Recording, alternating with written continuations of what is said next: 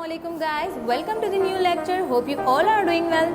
Thank you so much for supporting us. Today I will teach you about orthopedic disorder part 2 adult health nursing year 2 semester 4.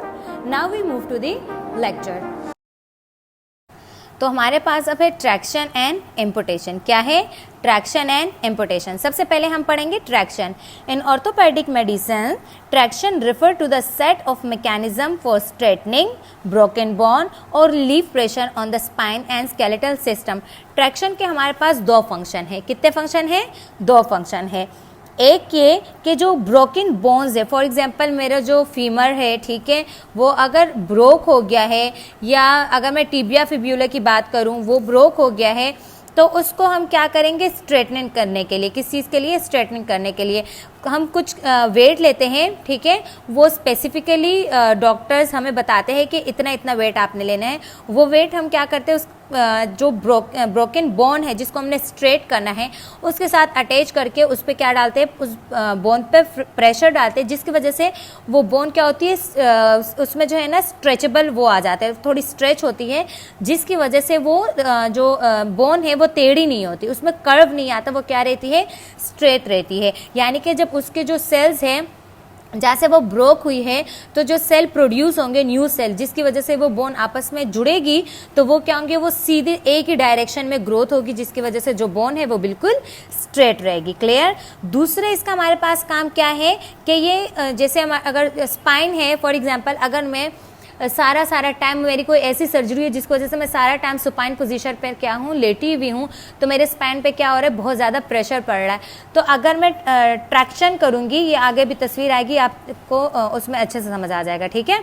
तो इसमें क्या होगा कि अगर मैं डॉक्टर मेरे ट्रैक्शन कराएंगे या मैं अगर किसी पेशेंट को ट्रैक्शन करवाती हूँ तो उसमें क्या होगा कि जो पीछे बैक है, स्पाइन है, उस पर प्रेशर नहीं पड़ेगा. यानी कि हमारी जो बैक है, कमर है, इस पर क्या होगा? पेन से हमें रिलीफ मिल जाएगा, क्योंकि उसमें क्या है? प्रेशर क्या हो रहा है? कम हो रहा है. ठीक है. Clear? There are two type of traction, skin traction and skeletal traction. हमारे पास कितने किस्म की ट्रैक्शन है? टू टाइप्स की. एक है स्किन ट्रैक्शन और दूसरा क्या है? Skeletal traction. तो स्किन ट्रैक्शन हम किसके लिए करेंगे? स्किन के लिए करेंगे, जिसमें स्किन को स्ट्रेटनिंग किया जाएगा, जो स्किन पे खिंचा हुआ है, मतलब स्किन की साइड से हम उसको करेंगे, खींचेंगे. और दूसरा हमारे पास क्या है? Skeletal traction. स्केलेटल ट्रैक्शन पे हम किस पे इफेक्ट होगा? बोन पे इफेक्ट होगा. Purpose of traction. The purpose of traction to regain normal length and alignment of involved bone. जैसे मैंने आपको पहले बताया कि हम ट्रैक्शन क्यों करते हैं कि जो हमारी बोन है वो बिल्कुल स्ट्रेट हो, उसमें कोई कर्व ना आए, कोई कर्व ना आए. ठीक है. तो इसमें हम क्या कर रहे हैं? एक तो इसकी जो लेंथ है वो नॉर्मल हो जाएगी, बोन शॉर्ट नहीं होगी. दूसरा उसकी जो अलाइनमेंट है वो क्या रहेगी? बिल्कुल स्ट्रेट रहेगी. देन लेस और एलिमेंट मसल स्पाज्म. क्योंकि हमारे जो बोन है जहाँ पर हम प्लास्टर ऑफ पेरिस लगाएंगे और प्लास्टर करेंगे तो वहाँ पर क्या हो जाएगा? स्पाज्म होने के चांसेस बहुत ज़्यादा होते हैं, क्योंकि वहाँ पर मूवमेंट नहीं होती. ठीक है. इमोबाइल हो जाते हैं वो एरिया. तो हम वहाँ पर ट्रैक्शन इसलिए करते हैं कि उस एरिया पे कोई स्पाज्म ना हो. Relief pressure on nerve specially spinal and prevent और रिड्यूस स्केलेटल डिफॉर्मिटीज और मसल कॉन्ट्रैक्चर्स. मतलब हम क्या करते हैं? एक तो रिलीफ क्या करते हैं? प्रेशर के नर्व के ऊपर अगर कोई प्रेशर पड़ रहा है, जैसे हमारे अगर जैसे शियाटिक नर्व है वो प्रेस हो जाती है, तो अगर हम ये करेंगे तो इसकी वजह से क्या होगा कि नर्व के ऊपर प्रेशर नहीं पड़ेगा. ठीक है. फिर उसके बाद हमारे पास आ रहा है स्पाइनल कॉर्ड, यानी कि जो स्पाइन है उसके ऊपर भी प्रेशर ये क्या करवाते हैं? रिलीफ करवाते हैं. उसके अलावा जो स्केलेटल डिफॉर्मिटीज़ होती है, यानी कि स्केलेटल में कोई डिफॉर्मिटी आ रही हो तो उसको ये क्या करता है? प्रिवेंट करता है. और मसल कॉन्ट्रैक्चर नहीं हो, तो मसल कॉन्ट्रैक्चर में क्या होता है कि जो मसल्स है वो इतने कॉन्ट्रैक्ट हो जाते हैं कि जो हमारा जॉइंट होता है उसमें मूवमेंट नहीं हो पाती. क्लियर? अब आप देख रहे हैं ये हमारे पास जो ब्लू कलर का आपको दिख रहा है, ये हमारे पास क्या है? बैग है, जिसमें हमारे पास वेट है. क्या है? वेट है. और ये आप हुक्स देख रहे हैं जिससे हमारे जो लेग्स है, यानी कि पेशेंट के जो लेग्स है, इसको क्या किया हुआ है? कनेक्ट किया हुआ है. तो जितना ज़्यादा बैग के ऊपर प्रेशर होगा, बैग में जितना ज़्यादा हम प्रेशर डालेंगे तो ये जो है प्रेशर हमारे किसकी तरफ आएगा? पैरों की तरफ. और ये जो पैर है ये दिख रहा है आपको बिल्कुल स्ट्रेट हो गए. क्या हो गए? स्ट्रेट हो गए. तो यहाँ पे क्या होगी? स्ट्रेटनिंग होगी. देखो खिंचाव बढ़ रहा है ना, आप जब एक चीज़ को खींचते, आप अगर रबड़ अगर टेढ़ा वेढ़ा हो गया और उसको आप एकदम से स्ट्रेच करते तो वो बिल्कुल सीधा हो जाता है। तो इसी तरह ये देख रहे हैं आप कि जितना जितना वजन बढ़ रहा है उतने ये जो यहाँ पर बोन है वो क्या होंगे, बिल्कुल स्ट्रेट अलाइनमेंट में आएंगे। यहाँ पे भी आप देख सकते हैं, यहाँ पे ये अब स्किन ट्रैक्शन है, ठीक है। The physician is typically responsible for initial application of traction and weight while the adjustment or removal to perform ablution function. Physiotherapy of skeletal traction weight will be based on the doctor chart plan. मतलब अगर initially बात करें तो सबसे पहले जो responsibility बनती है वो डॉक्टर की बनती है। वो डिसाइड करता है कि कितना वेट होगा, किस तरीके से हम उनकी पोजीशन करेंगे, वेट को कब रिमूव करना है, कब लगाना है, ये सारी चीज़ें। उनकी फिजियोथेरेपी कौन सी है, कौन कौन से एक्सरसाइज ड्यूरिंग करवाने हैं, तो ये सारी चीज़ें कौन हमें बताएगा, डॉक्टर एक चार्ट बनाएगा, चार्ट प्लान बनाएगा जिसमें ये सारी इन्फॉर्मेशन लिखी हुई होगी। यानी कि इनिशियल स्टेप में सबसे पहले रिस्पॉन्सिबिलिटी किसकी है, डॉक्टर की है। अब ट्रैक्शन खत्म हो गया, अब हमारे पास नेक्स्ट आ रहा है इम्पुटेशन। क्या है amputation? Amputation is the removal of a body extremity by trauma, prolong construction और सर्जरी। इम्पुटेशन का मतलब ये है कि आपके एक्सट्रीमिटीज़ जैसे आपके हाथ, पैर, उंगलियां, ये हमारे पास किस चीज़ में आ गई, इम्पुटेशन में आ गई, ठीक है, पेरिफेरल्स। तो हमारे जो एक्सट्रीमिटीज़ है यानी हाथ, पैर, उंगलियां वगैरह, ठीक है, इसको ये अगर या तो किसी ट्रॉमा यानी एक्सीडेंट की वजह से कट जाए या किसी प्रॉब्लम की वजह से हमें इसको कट करना पड़े थ्रू सर्जरी, तो इसको हम क्या कहते हैं, एम्पुटेशन कहते हैं। As a surgical measure, it is used to control pain or disease process in the affected limb such as a malignancy or gangrene. ये ज़्यादातर हम तब करते हैं, फॉर एग्जाम्पल कोई इस तरीके की डिजीज़ हो गई है उसको, या कोई इस तरीके का स्किन इन्फेक्शन हो गया है जो कि मेलिग्नेंट है, मेलिग्नेंसी है जो कि फैले जा रहा है, तो हम उस एरिया को क्या कर देते हैं, जैसे हाथ हो गया या पैर हो गया या उंगली हो गई कोई, उसको इसलिए हम इम्पुटेट करते हैं ताकि फर्दर बॉडी के पार्ट को वो इफेक्ट ना करें। या फिर गैंग्रीन, गैंग्रीन क्या होता है कि हाथ, पैर या एक्सट्रीमिटीज़ में कोई भी ऐसा एरिया जहाँ पर ब्लड सप्लाई क्या हो जाए, रुक जाए और वहाँ पर एक्सट्रीम लेवल का क्या हो जाए, नेक्रोसिस हो जाए, वहाँ पर पूरी ब्लड सप्लाई क्या हो जाएगी, स्टॉप हो जाएगी, उस एरिया में क्या होगा, गैंग्रीन होना शुरू हो जाएगा। क्या शुरू हो जाएगा, गैंग्रीन। तो अगर हम उस एरिया को कट नहीं करेंगे, इम्पुटेट नहीं करेंगे, तो वो जो गैंग्रीन है वो आहिस्ता आहिस्ता फैलता जाएगा और हमारी पूरी बॉडी इफेक्ट हो जाएगी। इसलिए बाकी बॉडी को बचाने के लिए हम क्या करेंगे, उस एरिया को इम्पुटेट कर देंगे, कट कर देंगे, ठीक है। फिर हमारे पास है In some cases, it is carried out on individual as a preventive surgery for such problem. कुछ केसेस ऐसे होते हैं कि कभी कभार ये होते हैं कि एरिया तो थोड़ा इफेक्ट होता है लेकिन उसको हम इसलिए उसकी सर्जरी कर देते हैं कि बाकी बॉडी को प्रिवेंट कर सके। एज अ प्रिवेंशन के लिए हम उसको क्या कर देते हैं, इम्पुटेट कर देते हैं। क्लियर हो गया? जिस तरीके से आप यहाँ पे देख रहे हैं, इन्होंने क्या किया, लिम्फ को कट कर दिया, यानी कि इम्पुटेट कर दिया है, कि प्रॉपरली सर्जरी के थ्रू इसको कट किया गया है प्रिवेंशन के लिए। और अगर यहाँ पर देखा जाए तो ये किसी ट्रॉमा की वजह से हुआ है, ठीक है। अब टाइप ऑफ इम्पुटेशन, हाँ, सबसे पहले हमने क्या पढ़ा था, ट्रैक्शन पढ़ा कि ट्रैक्शन क्या होता है, बोन को स्ट्रेटनिंग करने के लिए और स्पाइनल कॉर्ड पर या बैक पर प्रेशर को प्रिवेंट करने के लिए। फिर हमने उसके पार्ट्स पढ़े, ठीक है, हमारे पास कौन सा ट्रैक्शन था, skin traction and bone traction. फिर उसके बाद हम इम्पुटेशन पढ़ाए। इम्पुटेशन क्या आता है कि कोई भी हमारे पास जो एक्सट्रीमिटीज़ है, हाथ, पैर, इनके किसी भी पार्ट को क्या कर देना, कट कर देना, हमारे पास क्या है, इम्पुटेशन है। अब हम इम्पुटेशन के पार्ट्स टाइप्स पढ़ेंगे। क्या पढ़ेंगे, टाइप्स पढ़ेंगे। Leg amputation, arm amputation, other amputation. Leg amputation में हम क्या करेंगे, लेग को इम्पुटेट करेंगे, आर्म में हम आर्म को इम्पुटेट कर देंगे, अदर्स में बाकी यानी हाथ पैर जिसके अलावा उंगलियां आ गई, अंगूठा वगैरह, ये सारे क्या होंगे, अदर इम्पुटेशन में आ जाएंगे, ठीक है। तो ये हमारे पास है कॉम्प्लिकेशन ऑफ मस्कुलोस्केलेटल प्रॉब्लम, यानी कि वो कौन सी कॉम्प्लिकेशन है। अगर आपको कोई मस्कुलोस्केलेटल मसला हुआ है, ठीक है, कोई भी मुझे बोन से या मसल से रिलेटेड कोई भी आर्थोपेडिक डिजीज़ या डिसऑर्डर हुआ है, तो उसके मुझे क्या क्या कॉम्प्लिकेशन हो सकते हैं।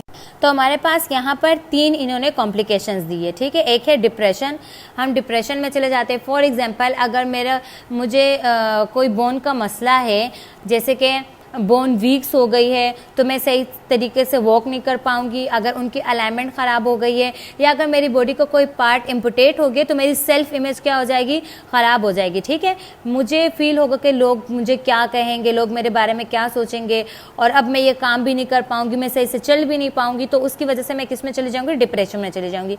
जॉइंट डैमेज, फॉर एग्जाम्पल अगर मुझे कोई इस तरीके का बोन फ्रैक्चर हो गया कि मुझे वहाँ पर मूवमेंट मना है और वहाँ पर प्लास्टर लगा हुआ है, ठीक है, और अगर मैं प्रॉपर अच्छे से ख्याल नहीं रखूँगी तो वहाँ पर या तो मसल स्पाज्म हो जाएगा, कॉम्प्लिकेशन मसल स्पाज्म है, या फिर वो जो जॉइंट है जो मूव नहीं हो रहा वहाँ जॉइंट में क्या हो जाएगी, डैमेज आ जाएगी। उसके अलावा लिमिटेड मोबिलिटी, कि अगर मेरे बोन्स में कोई मसलों जैसे अगर कैल्शियम की कमी हो गई जिसकी वजह से मुझे बहुत ज़्यादा वीकनेस होगी, थकावट होगी, तो मैं क्या करूँगी, एक्सरसाइज वगैरह को अवॉइड करूँगी, जिसकी वजह से क्या होगा, मेरी मूवमेंट कम हो जाएगी। फिर एक वक्त ऐसा आएगा कि मेरी बोन्स अगर बहुत ज़्यादा वीक हो गई और मैं बेड रेस्ट पर चली गई या मुझे कोई फ्रैक्चर वगैरह हो गया तो मेरी मूवमेंट क्या हो जाएगी, बोन्स की कम हो जाएगी, जिसकी वजह से मेरी बोन्स का रेंज और जो मूवमेंट है, रेंज ऑफ मोशन, वो क्या हो जाएगा, डिक्रीज हो जाएगा। तो यानी कि जो मोबिलिटी है वो किसी हद तक रहेगी, मतलब आम इंसान जितना हाथ पैर हिला सकेगा मैं उतना नहीं हिला सकूंगी अगर मुझे कोई भी मस्कुलोस्केलेटल प्रॉब्लम होगी, उसकी एक कॉम्प्लिकेशन होगी। ठीक है, फिर अब हम क्या करेंगे, असेसिंग मस्कुलोस्केलेटल स्टेटस। अब हम करेंगे मस्कुलोस्केलेटल, जो हमारे पास पेशेंट आएगा उसको किस तरीके से असेस करेंगे और किस तरीके से स्टेटस मालूम करेंगे कि आइदर इसकी कौन सी डिग्री है, इसको कहाँ पर चोट लगी है, कितना फ्रैक्चर हुआ है, किस किस एरिया में क्या क्या मसला है। वॉश हैंड, आप कोई भी प्रोसीजर करें, आप हेल्थ असेसमेंट के लिए कोई भी प्रोसीजर करें, वो चाहे किसी भी सिस्टम का करें, सबसे पहले आपने हैंड वॉश करना होता है। क्या करना होता है, हैंड वॉश। उसके बाद हमारे पास है provide an explanation to the client of the assessment procedure. जब भी आप असेसमेंट करेंगे तो आप सबसे पहले पेशेंट को क्या करेंगे, हैंड वॉश के बाद उन्हें अवेयर करेंगे कि ये प्रोसीजर है, मैं करने जा रही हूँ आपके बोन्स को या आपके हेल्थ स्टेटस को मालूम करने के लिए कि आपका जो मस्कुलोस्केलेटल सिस्टम है उसका क्या स्टेटस है। Then assess the client to a comfortable position. हम पेशेंट को असेस करेंगे कि किस तरीके से जैसे फॉर एग्जांपल उनको मैं कहूँगी कि आप सुपाइन पोजीशन में लेटे, तो उनको मैं समझाऊंगी कि सुपाइन पोजीशन क्या है और उनको एक कंफर्ट जोन प्रोवाइड करूँगी। यूज पिलोज और folded blanket to support painful body part. उसके बॉडी, पेशेंट के बॉडी पार्ट्स जहाँ पर पेन हो रहा है उसको मैं सपोर्ट करूँगी। फॉर एग्जांपल अगर उसकी नी, हिप या जितने भी ऐसे एरियाज़ है जो बेड के साथ टच होंगे और प्रेशर पड़ेगा और उस पर पेन हो, तो वहाँ पर हम या तो पिलो रखेंगे सॉफ्ट या फिर ब्लैंकेट को फोल्ड करके वहाँ पर रखेंगे। क्लियर। फिर है हमारे पास provide assistance with disrobing as needed. तो यहाँ पर क्या कह रहे हैं कि डिस्टर्बिंग से आपको क्या करना है, प्रिवेंट करना है। और जैसे कि वहाँ पर कोई क्लॉथ वगैरह है, आप जब किसी एरिया को अगर असेस कर रहे हो तो वहाँ पर जो क्लॉथ है उसको आपने वहाँ से क्या कर देना है, रिमूव कर देना है। ठीक है, clear. Adjust room temperature for client comfort. उसके अलावा आपने रूम टेम्परेचर को ऐसे रखना है कि पेशेंट को गर्मी भी ना लगे और पेशेंट को सर्दी भी ना लगे, वो कंफर्टेबल फील करें। Provide clear instruction to client, for example assuming a certain body position और performing a certain body movement. आपने जो क्लाइंट है उसको इन्फॉर्मेशन प्रोवाइड करनी है, इंस्ट्रक्शन प्रोवाइड करनी है कि किस तरीके से कौन सी बॉडी पोजीशन आपने रखनी है और क्या क्या मूवमेंट आपने करनी है। फॉर एग्जांपल मैं उसे कहूँगी कि आप अपने पैर को अपवर्ड मूव करें, डाउनवर्ड मूव करें, तो इन सारी मूवमेंट के बारे में हम क्या करेंगे, उसको इंस्ट्रक्ट करेंगे। इन्फॉर्म क्लाइंट बिफोर टचिंग और moving a painful body part. अगर क्लाइंट का कोई बॉडी पार्ट ऐसा है जो कि पेनफुल है तो आप क्लाइंट से पहले परमिशन लेंगे कि क्या मैं आपके इस एरिया को टच करूं, असेस करूं, देन ताकि जब पेशेंट है या क्लाइंट है वो अवेयर हो सके, उनके अवेयर होने के बाद ही आपने उस एरिया को क्या करना है, टच करना है। Assess skeletal muscle and joint in a cephalocaudal proximal to distal manner upper to lower. आपने क्या करना है, जो स्केलेटल मसल्स है और जो जॉइंट है उनको आपने कैसे देखना है, सफेलो एक्चुअल प्रॉक्सिमल टू डिस्टल। आपने क्या करना है, जो नज़दीक के पार्ट है पहले उसको चेक करना है, फिर दूर पार्ट पे जाना है। ठीक है। तो जब भी हम उनका क्या करेंगे, स्केलेटल मसल या जॉइंट को असेस करेंगे, यानी कि सेफेलो एक्चुअल में मतलब ये कि हम हेड टू टो जब असेसमेंट करेंगे तो पहले प्रॉक्सिमल जो करीब के एरियाज़ है वहाँ से स्टार्ट लेंगे and then distal. For example head से आपने स्टार्ट किया और टो की तरफ आप आहिस्ता आहिस्ता बढ़ते गए, ठीक है, यानी कि अपर से लोअर की तरफ जाना। Examine non affected body part before examining affected one. मतलब जब भी आप असेसमेंट करेंगे तो सबसे पहले आपने क्या करना है, जो नॉन इफेक्टेड एरिया है उसको क्या किया, चेक किया, एग्जामाइन किया, उसके बाद आप इफेक्टेड एरिया में गए। पहले कौन से किया, जो नॉन इफेक्टेड है उसको चेक किया कि यहाँ पे तो कोई मतलब जो नॉन इफेक्टेड एरिया लग रहा है उसको इसलिए एग्जामाइन करने कि कहीं यह भी यहाँ पे भी तो कोई इन्फेक्शन वगैरह नहीं हो गया, ये भी तो इफेक्ट नहीं हो रहा। देन उसके बाद कहाँ जाना है आपने, इफेक्टेड वन में।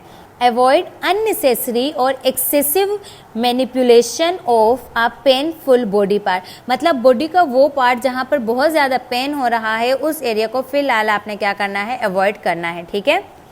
If the client verbalize pain, stop the aggravating motion. If needed, assess client in dressing after the physical examination is completed. कोई ऐसा एरिया जहाँ पर ज़ख़म वख़म हुआ हो या कोई पेन वगैरह हो रहा हो तो अगर पेशेंट वर्बलाइज करे, यानी कि पेशेंट अगर कहे कि मुझे पेन हो रहा है, देन आपने वो मूवमेंट जिसकी वजह से वो पेन बढ़ रहा है, एग्रीवेट हो रहा है, तो उस मूवमेंट को आपने क्या कर देना है, स्टॉप कर देना है ताकि पेशेंट को और ज़्यादा पेन ना हो। और जब आपका पूरा फिजिकल एग्जामिनेशन कंप्लीट हो जाए तब आपने जिस एरिया में ज़ख़म हुआ है, ठीक है, या कोई मसला है तो उसका आपने क्या करना है, at the end of physical examination आपने उसकी ड्रेसिंग कर। ये आप देख रहे हैं पिक्चर में कि किस तरीके से वो मूवमेंट देख रहा है, कि चेक कर रहा है कि कहाँ पर पेन हो रहा है, रेंज ऑफ मोशंस वगैरह चेक कर रहा है, ठीक है। फिर है soft tissue injury. A soft tissue injury STI is the damage of muscles, ligament, tendon through out the body. तो सॉफ्ट टिश्यूज में हमारे पास, अच्छा आपके पास MCQs ये आ सकता है कि the following are the soft tissues except. तो अगर आपको सॉफ्ट टिश्यूज के बारे में पता होगा तो जो सॉफ्ट टिश्यू नहीं होगा, नया नाम होगा, आप उसको इजिली पिक कर लेंगे। तो सॉफ्ट टिश्यू कौन कौन से हमारे पास, muscle, ligament, tendon. Muscle, ligament, tendon, कौन कौन से, मसल, लिगामेंट एंड टेंडन्स, ठीक है। Common soft tissues injury usually occur from a sprain, strain, one of blow resulting contusion or overuse of a particular part of the body. तो जिस तरीके से हमने रीड किया इसमें कॉमनली हमारे पास सॉफ्ट टिश्यू इंजरीज जो आती है वो या तो स्प्रेन, स्ट्रेन और कंफ्यूजन। स्प्रेन हमारे मतलब जैसे मोच नहीं आ जाती, मुड़ जाते, जैसे हमारा पैर मुड़ जाता है, हाथ मुड़ जाते हैं, मोच जो आ जाती है, ठीक है, गर्दन में जो आ जाते हैं, जो ट्विस्ट आ जाता है, वो हमारे पास स्प्रेन हो गया। स्ट्रेन जैसे हमारी कमर में खिंचाव से नहीं आता, झुक जाने की वजह से जो पेन होता है और ऐसे लगता है कि खिंचाव हो रहा है, वो स्ट्रेन हो गया। और कंस्टिट्यूशन का मतलब हमारे पास है एरिया होगा सॉफ्ट टिश्यूज का, वहां पर इंजरी होगी और उस इंजरी में हमारे पास जो ब्लड कैपिलरीज है वो भी डैमेज होगी, ठीक है, clear. Soft tissue injuries can result in pain, swelling, bruising and loss of function. अगर किसी भी एरिया में हमें सॉफ्ट टिश्यू इंजरी होगी तो उसकी हमारे पास कॉम्प्लिकेशन क्या होगी, एक तो उस एरिया में पेन होगा, सॉफ्ट टिश्यू इंजरी में काफ़ी पेन होता है, उस एरिया में क्या होगी, स्वेलिंग होगी, वो जगह क्या हो जाएगी, सूज जाएगी। ब्रूजिंग होगी, ब्रूजिंग मतलब कि वहाँ की जो कैपिलरीज होंगी वो क्या हो जाएगी, डैमेज हो जाएगी, या फिर वहाँ की जो परमिएबिलिटी है वो बढ़ जाएगी, जिसकी वजह से ब्लड वेन्स से क्या होगा, बाहर की तरफ आना स्टार्ट हो जाएगा, जिसकी वजह से वहाँ पे जैसे नील पड़ नहीं जाता, ठीक है, वैसे हो जाएगा। उसके अलावा loss of function. Loss of function इस सेंस में कह सकते हैं क्योंकि उस एरिया में बहुत ज़्यादा पेन होता है तो उसको हम क्या करते हैं, मूव तो करते नहीं है, ऊपर से वहाँ पर इतनी स्वेलिंग हो जाती है, ब्रूजिंग हो जाती है कि उसको हिलाने से हम डरते हैं और इतना पेन हो रहा होता है जिसकी वजह से हम नहीं हिलाते, तो उस एरिया के जो फंक्शन है वो क्या हो जाते हैं, डिस्टर्ब हो जाते हैं। तो आज के लिए इतना ही काफ़ी, क्योंकि टॉपिक बहुत ज़्यादा लेंदी है। इसके बाद सिर्फ एक और लेक्चर आएगा इसी यूनिट का जो कि लास्ट होगा, थर्ड पार्ट, ठीक है।